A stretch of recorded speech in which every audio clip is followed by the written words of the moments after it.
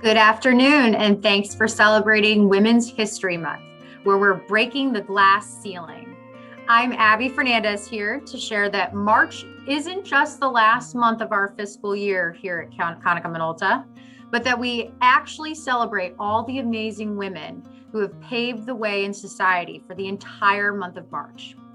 For those who don't know, back in 1908, thousands of women united and marched in New York City for better labor laws, conditions, and a woman's right to vote. A year later, women gathered again to march for what was called the First International Women's Day. And today, we celebrate the women from our Konica Minolta family with women everywhere. My co-host today is Dana Stevens. How's it going today, Dana? Hi, Abby. I am doing so well. I'm very eager to be joined by our esteemed panel of Konica Minolta women. We have 6 very special guests today from several departments of the Michigan market, from sales to service, from leadership to support. I have been fortunate enough to work with all of these women for the past 4 years at Konica, and they truly are the most talented and dedicated women I know. Everyone is honored and excited to be here, so it sure is going to be a great discussion.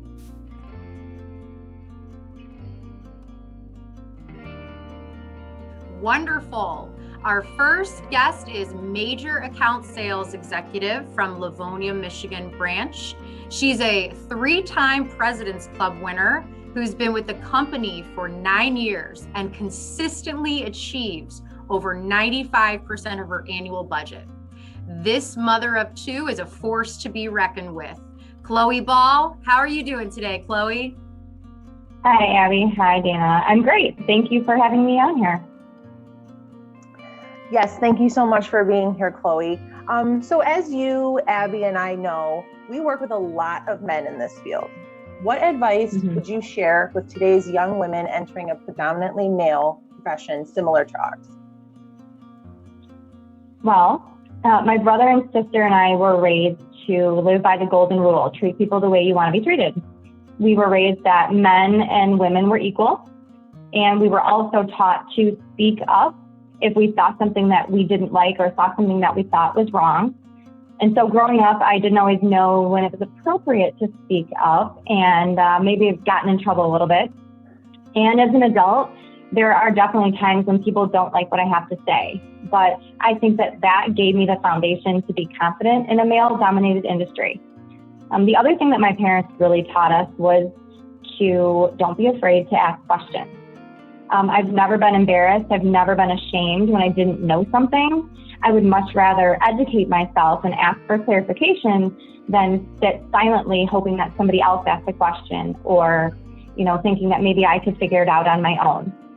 In our industry, because things are changing so quickly, you have to be willing to evolve and continue to learn and add to your skill set. So I think that's something that really helped me as a woman stand out a little bit. And the other thing over the past 9 years that I truly think has helped me a lot was I have aligned myself and surrounded myself with a great support system. A lot of wonderful women and men in the organization who believe in me, who listen to me, and who are honest with me. So I think if you can find people that have those qualities, you're setting yourself up for success. And you will no longer be seen or noticed as the only woman in a room full of men, but you'll be seen for who you are, and that's a confident, intelligent human being. Wow, what a great answer, Chloe. Thanks so much. Yeah, finding your voice and really, honing that voice at the right time, the right words, the right tone at the right time. So valuable. And treating others the way you want to be treated. I think that shows a lot of grace and strength, and, what great humility in, not being afraid to ask for help and surrounding yourself with strength. I agree with you. That's a great answer. Thank you. And thank you so much for being here with us, Chloe. Thanks again for having me.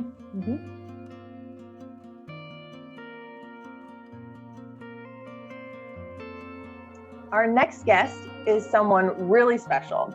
She is the current branch manager of the Lean and Mean Livonia sales team. She has been with Konica for 31 years, and over that time, she was a sales rep for both commercial and major accounts, made multiple trips to President's Club, and as our only female sales leader in Michigan, she does whatever it takes to get anything and everything done. I know she is someone I want in my corner in this business, and you should too, no matter the department you're in. Also a mom of two, welcome the one, the only, Jennifer Dressel. How are you, Jennifer? I'm good, and that was quite the intro, Dana. Thank you. You're welcome. Wow. Thanks for being with us today, Jen. Here's a two-part question for you. Okay. Knowing that sometimes the slightest decision or alteration can change a person's course, what is the most pivotal moment in your career? And did you have any key influencers who helped along the way? That is a really good question. And I actually have 3 moments that I can think of. So very early in my career, it was when the first person really persuaded me to go into sales. And then they took me underneath their wings and, shared everything about that with me. And then I'm actually going to skip to the last. So the last key moment was when I was persuaded to go into management. And then again, I was taken under somebody's wing and really, shared with and poured into on what I needed to do there. But when I think about, today and kind of while we're talking, it's women, it's about women, right? Maybe the most prominent point for me was halfway through my career. I had just gotten married. I just moved to a new city. I had a bunch of firsts going on for me. And I ended up on a sales team underneath the tutelage of Angela Robinson. And I'm like choking up about it, which is just funny to me. So I can honestly say that over the next few years, I really found my voice and I learned the importance of picking your battles. I feel like those 2 things are just key for everybody. And watching Angela stand up for herself and watching how she didn't back down from a fight, I think that's where I found my voice the most. And I'm sorry, she was a really great person and she's no longer with us anymore. So just a second. Woo! But, being able to stand up for yourself, and when somebody consistently tells you, no, that's not right. You need to do it like this, or, you're not really good at your job, but being able to tell those people politely that you disagree with them and why, I feel like, is something that I'd really learned from her. And just as importantly as that, I think it was finding my voice for my customers, right? So what I mean by that is having the respect. I think that they just respect you a lot more when you give them what you truly think, right? And that you have an opinion, and even though it's different than them. Does that make any sense? So, yeah, it does. I mean, I think that it makes you more of a consultant than just a salesperson. So taking the time to really learn everything you can about your customer, and then letting them know when you think something is right for them. I really learned that during that time period, which also I think falls over into picking your right battles, right? So you have to really stand up for what you believe in, and it's okay to have principles that you stick by. And I just think that sometimes that really gets lost. So it was really interesting for me to look back, and if you would have asked me specifically who my mentor was, I'm not even sure if I would have said Angela. But talking about pivotal moments, I just looked at it a little bit differently, and I know that I've just worked for a lot of people in all that time that Dana mentioned that I've been with Konica, and I've reported to a lot of different people, and I've learned really good things, from everybody kind of along the way. But I truly know that I wouldn't be where I am today if I didn't have the opportunity to work with Angela. So it's kind of bittersweet for me. She was, and people, when people watch this video, some people might have had a totally different opinion of her, and maybe not always agreed with her. I know I didn't always agree with her either, but I just feel like learning that, halfway through my career about, how to have a voice, right? How to stand up and how to be a strong person in this workplace, in any workplace. That's it for me. So that's my answer. That was an awesome answer. And it's very interesting for probably both Abby and I, who have worked with you for quite a while already, to hear another name of where all of the Jennifer Dressel comes from is just so cool. When I first walked in, I was like, Jennifer Dressel, that's just how she is. But it's really cool to see where all of that comes from, and that it's obviously special to you, and it's made a big impact on you, and has made you into this super strong powerhouse leadership woman in our market. And I think we're all just proud to work with you. So thank you so much for sharing your thoughts with us today and joining this discussion. We really appreciate it. Thanks, guys.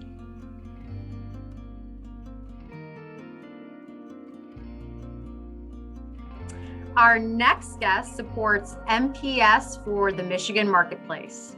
She's our account solutions analyst. She's been with the company for 7 years, has done a fabulous job helping to grow and maintain the MPS business for the market. And she is a valuable asset and irreplaceable to me. Welcome, Melissa Thompson. How are you doing, Melissa? Good. Thank you so much. Thank you for being here, Melissa. Nice to see you. So I know that my perspective has definitely changed over the years in the workforce and in this company. So Melissa, I wonder if you could go back in time, what advice might you give your younger self when entering the workforce?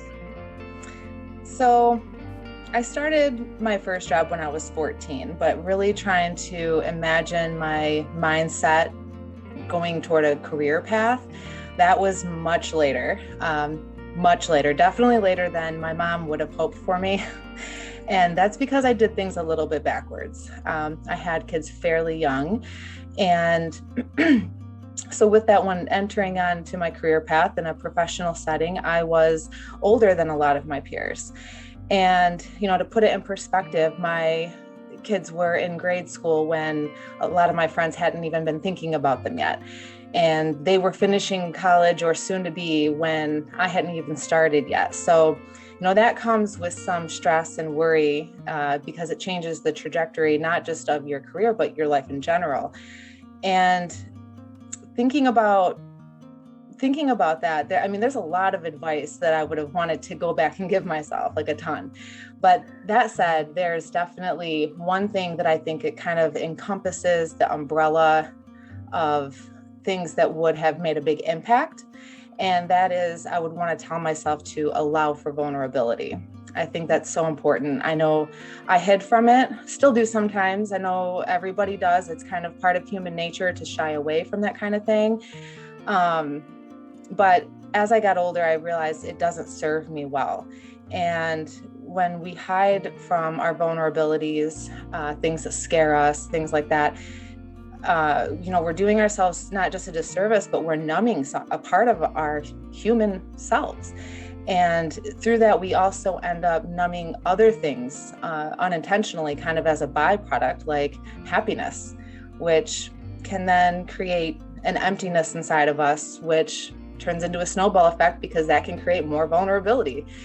And, you end up with these self-fulfilling prophecies over time. And we just can't be our best whole selves when we're in that mode. And I think especially if you think about how it relates to fear, if facing your fears isn't, showing vulnerability, I don't know what is. And, as we all know, facing your fears is, part of growth and change and becoming, who to your full potential, I guess. So, looking at it that way, it's like, I don't regret anything that's happened, But I certainly know that if I would have been able to allow for that vulnerability from a younger age, it would have made the road I chose to take a lot smoother.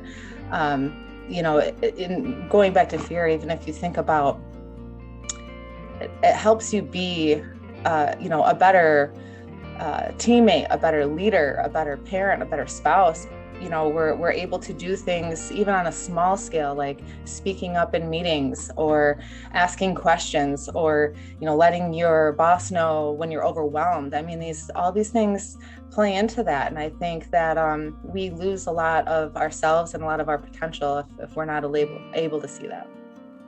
Yeah, I couldn't agree with you more, Melissa. You are so impressive. And it sounds like you had to grow up at a young age, which is tough, entering into the business world a little bit later in life, which is also tough. You've had to overcome quite a bit. And I love what you're talking about, being vulnerable as an asset, because, it takes a lot of courage to be honest, to be humble, make mistakes, fall down, get back up. And what a great example, of how to persevere, through life's challenges. And, I bet that you're fabulous to work with, because you give people the dignity of having a human experience at work. And, it's very approachable. So, it makes me think about all the things that I didn't do because I was afraid, and you really have inspired and encouraged me today. So thanks so much for joining us. Well, thank you so much, Abby. I appreciate that.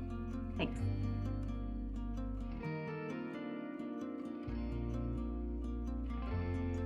I am a big believer in the lead from where you are mentality. Our next speaker has been doing this for 31 years, first as a district, regional, and branch sales manager, before taking on her current role as a major account sales executive. She is also a member of Konica Minolta's Blue Diamond Club.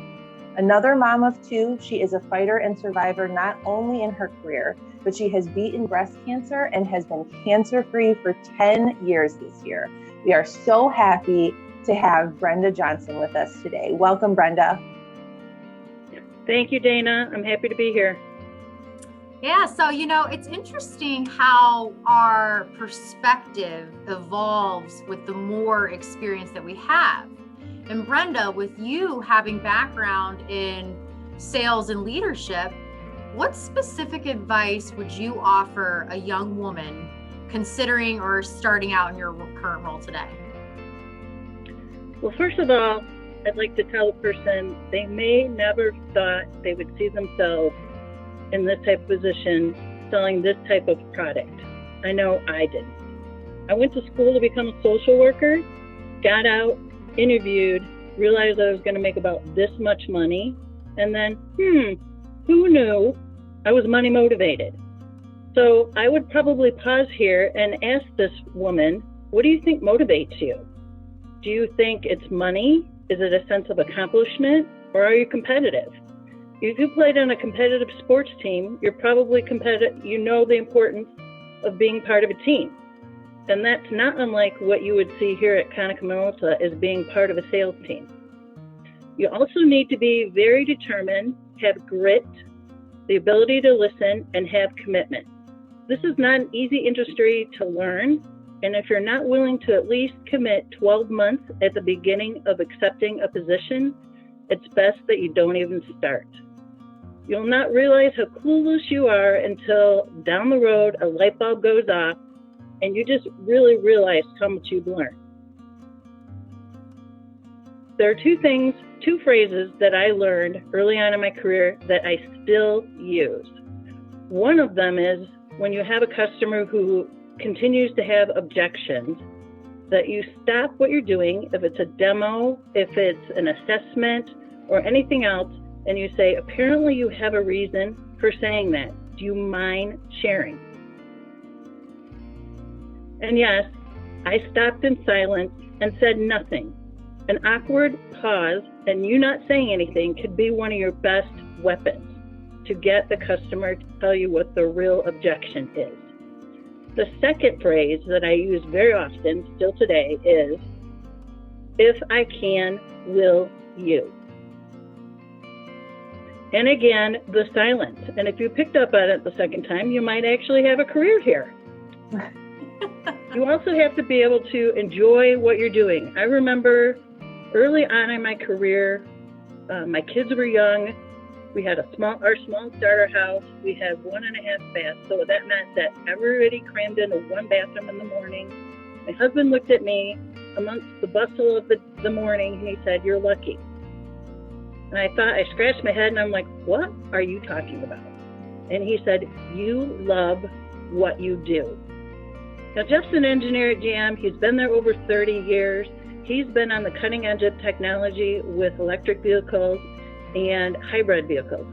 And today, he's still looking for the job he loves and likes to do. I'm fortunate. I love what I do. I don't always like it every day, but I do love what I do. And if there ever comes a time when you don't enjoy what you're doing, it's probably time to change careers or positions. Lastly, Konica Minolta is a place where you can have a career. You really can have it all. Being a person who started when I was single, then became married to my husband of 29 years, and have raised 2 successful children. It won't always be easy, like I said earlier, but with enough determination and hard work, you will have much success. So I wish you the best and the most success in your career. Thank you.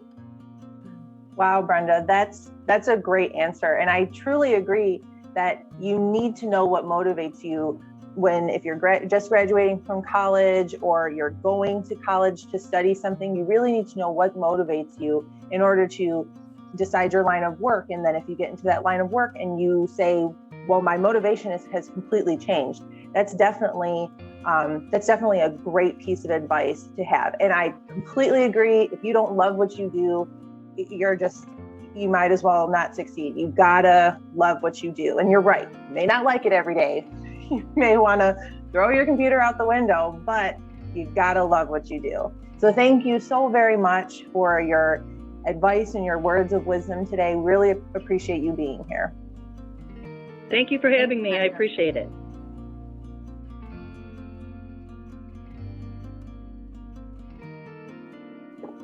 You know that person whose smile is contagious and always has a positive attitude? Our next guest can always be counted on to help out the team and when you just need a good laugh. She's been with Konica Minolta for 7 years. She's part of our admin team in Michigan and was recently promoted to senior admin OPS specialist. She's a joy to be around. Please welcome Kareem Taylor. How are you, Kareem? I am wonderful. Thank you for having me. Thank you so much, Kareem, for joining us. So it's really interesting to think about how different life would be if I had known some of the skills or industry insiders that I know now when I was first starting out. So Kareem, if you knew then what you know now, how would you have guided your younger self as she made her way into the workforce? There's probably a few things. Just kind of recognizing the time that we're in right now, I would actually tell myself to be the jack of all trades, because I think the industry or any business or any employer taking this pandemic had to change everything, and you have to be an adaptable person, and you also have to be a person that the company needs. You know, at any moment, my position could be done and over with. So, you know, I'm starting to think, you know, if something does happen with this position or the job or the company that I'm in, what would I do next? You always kind of have to have your toe in a few different buckets. I know you only have 2 big toes, but dip them in as many buckets as you can, because, you know, one bucket might tip over and you got to swing on over to the left, you know, so you have to be able to kind of be an asset in whatever the company might need or someone else might need. And that's not even just the company, just in your everyday life, because things change and things, you know, may not go back to what it once was. So be adaptable. I think I would also tell myself to build my confidence early, because in the workforce, you're dealing with multiple people, and 2 out of the 5 people probably will try you every day. So you have to know who you are, stand in what you believe, stand in your confidence and abilities to do the job, and keep a smile on your face. Beautiful. Yeah, I couldn't agree with you more, Kareem. You know, this jack of all trades and being, you know, adaptable and, you know, having versatility, that just really makes you marketable. And it makes, you know, all the folks in leadership really look towards who's the bright star standing out. Right. It's how you build value in an organization. And I love how you talked about building confidence. You know, what a great message to send, you know, thinking about how, you know, low self-esteem, low self-worth, not knowing how good we really are, how much of a hindrance that can be in us truly progressing and growing and shining in the organization. And I can tell you right now, I wouldn't try you. So, and you know, the positive attitude and a smile, let me tell you what, a smile can be very disarming when everybody's got their defenses up. And, you know, to get stuff done in the workforce today, we need a lot of help from a lot of people. So I always say that you catch more bees with honey. So I'm with you there. Yeah, definitely. Yeah. It's during these times, you know, make yourself marketable. I mean, I never understood really the totality of building your brand, but you definitely have to build your brand, and you can't be a one-dimensional person. You know, I kind of learned that a little bit later in the game, but I definitely recognize how strong and how important that is. Yeah, absolutely. Well, thanks so much, Kareem. We really appreciate your time today. Thank you so much for having me. I had a pleasure. It was fun. Thank you.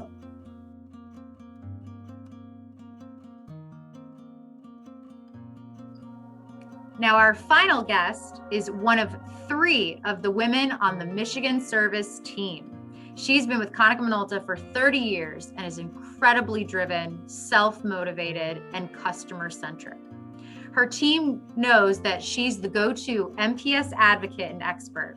And if you thought that wasn't impressive enough, Marianne also spent her own time making masks for all her colleagues in Michigan. Wow, what an asset.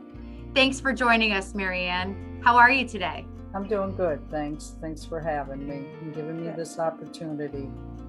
Absolutely, and thank you so much for joining us. So everyone says that they're happy in their job or they're content, but I wonder, do they really love what they do? So Marianne, your profession tends to have a style of first one's out, or first one's in, last one's out. So with that being said, what would you say is the key to your success as a field technician? That's a great question. I got many keys to my success. Number 1 is communication. If you don't, anybody, personal life or work life, if you don't have communication, you're not gonna be successful. I communicate very well with my customers, mainly, and they do appreciate it.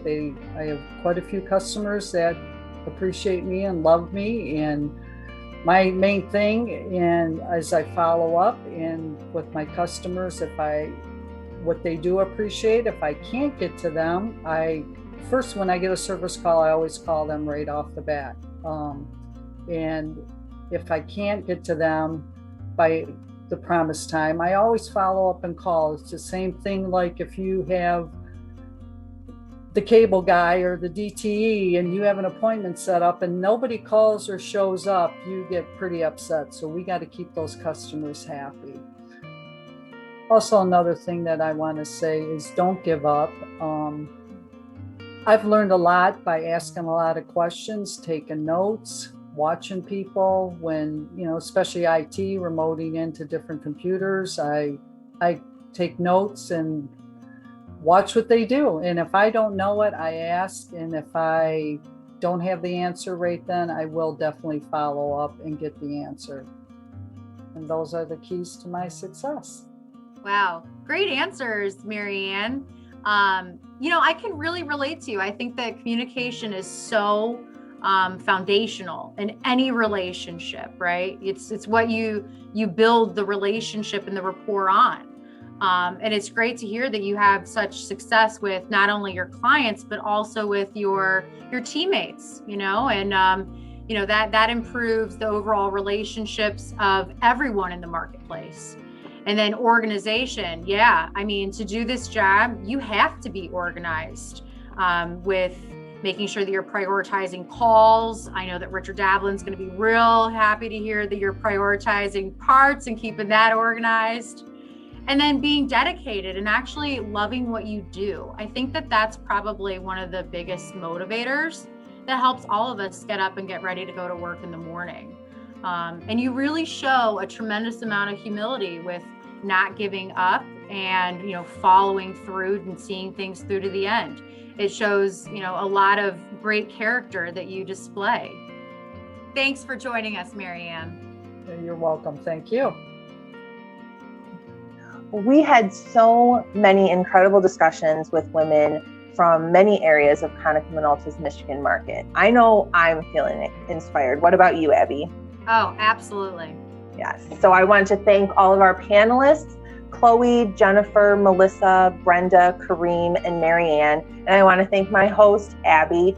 And from women at Konica in Michigan and everywhere, I hope we all continue to break the glass ceiling.